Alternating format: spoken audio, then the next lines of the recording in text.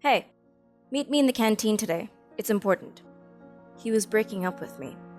In the canteen of all places. In front of everyone. I don't understand why he would do this to me.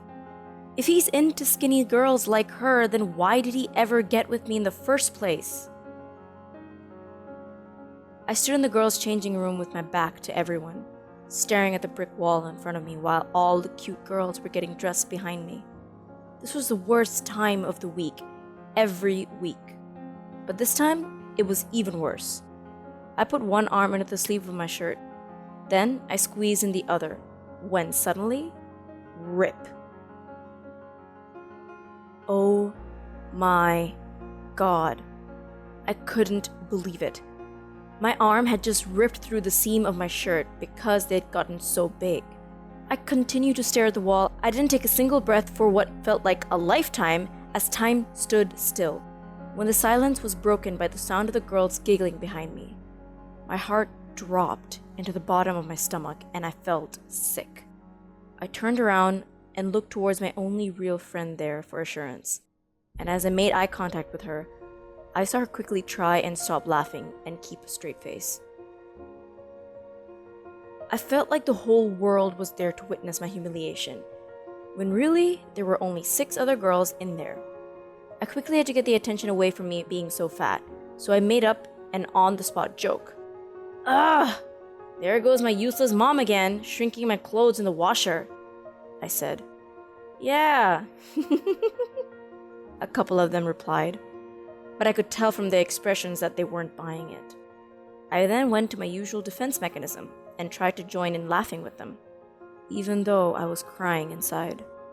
I knew I couldn't keep it together for so long, so I turned back to the wall to hide the tears that slowly rolled down my face as I changed back into my gym clothes. After this, I quickly got dressed and edged my way to the door, making sure not to make eye contact with anyone in there. Like I was invisible. This is something I taught myself as a kid, and it's stuck with me ever since. A bit like, if I can't see them, they can't see me. As soon as I was out the door, I ran down the corridor and into the bathrooms, locking myself in the cubicle and sitting on the closed toilet seat. I was ready to make myself feel better, the only way I knew how. By eating. I reached my hand into my bag and pulled out a bar of chocolate. The feeling I got while holding this crisp wrapper in my hand was instant joy.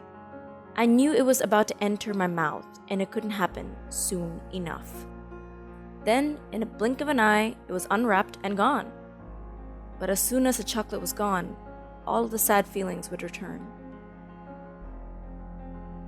I left the bathroom in my gym shirt feeling so humiliated. Everywhere I looked, there was another set of eyes that seemed to be looking at me. Did everyone know what happened? They knew I was a fat girl who couldn't even fit into her own clothes anymore? The remaining 4 hours of the day felt like 4 long weeks of embarrassment. Every class, someone else was there to ask, "Hey, where's your shirt?" As if they didn't already know what had happened. At the end of the day, I approached my boyfriend who was standing with his friends. I needed his love right then. But as I got to them, they were all laughing and stopped as soon as they saw I was there. I couldn't believe it. I turned around and walked the long, humiliating road home, knowing the only thing that was going to make me happy was my fridge. The first thing I did when I got inside my house was go to the kitchen, scouting for food. The more I was replaying what had happened in school, the more I ate. I felt like I was trapped in an old school horror zoetrope, and every spin it took meant another mouthful of food. I could hear the rip of my shirt, their laughs and cackles. I could picture their faces spinning around, knowing one thing for sure, that I was going to eat the pain away. One large bite after another. I went to the fridge and took out a large bottle of soda and began gulping. And before I knew it, the deflated bottle was on the counter beside me. I knew that I was eating, but I couldn't see the damage I was doing to myself. Yep, that was me, the story of my life. I was that big girl in class with pimples everywhere on her face, trapped in what seemed like a world of beautiful people. When you spoke to me in school, I would either look at my shoes or look right past you and talk, doing everything possible to avoid eye contact. I was picked on constantly throughout high school, which ruined my self-image. Heck, even one of my brothers said mean things to me. "Here comes the whale," he'd say among other mean nicknames. I didn't like how big I was. In fact, I hated it. But the only way I knew how to cope with my feelings was to eat. The only two things I had in life that made me happy were food and my boyfriend. I spoke with my boyfriend every day, both at school and then we'd text when we got home. He was my rock. I didn't have many friends, so he meant a lot to me. But after the shirt incident, things seemed different. A couple of weeks later, I got a message from him. "Hey, meet me in the canteen today. It's important." He was breaking up with me. In the canteen of all places. But for some reason, I didn't feel like eating. He told me it had nothing to do with me, that he needed to figure his life out before we graduated. He lied. The next day, I found out he was going out with a girl in junior year. Naturally, I felt the need to compare. She was smaller than me, prettier, and smart too. I wished the world would just swallow me up. But instead, guess what I did? I ate. I not only ate heavily after school, but I started buying 3 full cases of chocolate from the store, and I would snack on one whenever I felt stressed out. I gained 50 pounds in a matter of weeks. But looking in the mirror made it look like 100. I had my graduation coming up in weeks' time, and there was nothing I would be able to do about it. The day of my graduation, I put on my gown at my house and looked in the mirror. All I saw was disappointment staring back at me. What made it worse, I saw my ex there, and he looked so smart. He looked at me in disgust, and I did what I always do. I looked to the floor and pretended I hadn't seen him, just hoping I would become invisible. Looking back on this makes me hate what I let myself slip into, but I'm so glad it's not that way anymore. What changed? Well, it started when we moved to the States a few years ago to go and live with my third oldest brother, who was a staff sergeant in the Marines. When we moved in with him on base, it was my first time seeing so many men and women in uniform. Not only did they look sharp, but they would walk around carrying their last names with pride. I was in love with the uniform and wanted to look that good. I wanted it so bad, but a part of me doubted the fact that I would be able to lose weight, and I was so embarrassed to ask anyone for help. I started doing YouTube Zumba late at night when it was lights out. I made sure to turn down the volume so I wouldn't wake my parents or my brother. It was hard, but I was going to get through it. I'd done it for weeks and decided it was time to weigh myself.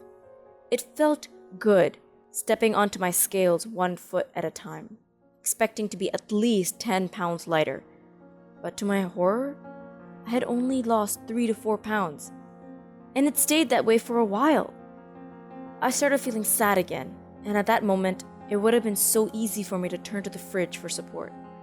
But I was determined not to let that happen. So I decided then I was going to run. The very next morning, I found myself in front of the driveway at 6 a.m., nervous and shaking from the cold. What was I even thinking? I couldn't do this. I was about to go back inside and wallow in my self-pity when I saw Mr. Harris, a 54-year-old veteran, jogging in the neighborhood with his service dog. He and my dad got along well, as they're both Marine veterans. I felt something went off inside of me. I felt anger. Anger towards myself for being a nobody. Anger towards the kids that laughed and made fun of me in high school. Anger towards my brother for saying those mean things to me. I took a deep breath and walked to the end of the driveway. I turned and faced the road before me, and I saw our neighbor's mailbox a couple 100 feet down. It was a metal box with a small red flag on the side. It was my goal to start running once I got to it. With every step I took towards that mailbox, I heard every negative thought or thing anyone had ever said to me.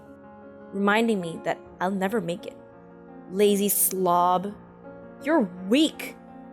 With every footstep, another nasty thought rattled through my brain. I was 2 feet away from the mailbox when I decided to jump for it, or I'll never start. I started picking up the pace and controlling my breathing. I remember thinking, it's been a while since I last ran towards anything and not away from things. 5 seconds into it, I felt my lungs burning, and I was gasping for air, but I just kept pushing. I felt pain both physically and emotionally. Warm tears started rolling down my face as I kept on running. All the hurt I was feeling in the past, feeling unworthy, unloved, pressured, everything. I felt it all. I didn't get too far when I stopped and started sobbing uncontrollably. There was no way I could stop myself from crying. Fearing that the middle schoolers waiting for the school bus would see me, I walked towards the park. I sat down on the cold, wet bench and just let it all out. It took me an hour before I could finally stop. I picked myself up and went home. The next day, I was out on the driveway by 6 a.m., determined to do the same thing as the day before. This time, I would go further. I ran and thought about my problems and thought about life to get my mind off of the fact that my lungs were burning and I felt like puking. I repeated this every day until running didn't feel so much like a chore anymore. I wake up, excited to get ready to go running.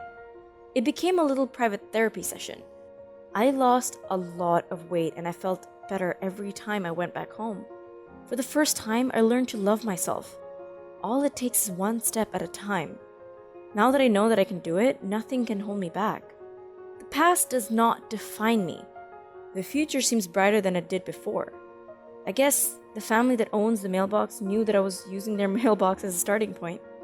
They painted it green a couple months later. I found it symbolic. Green means go.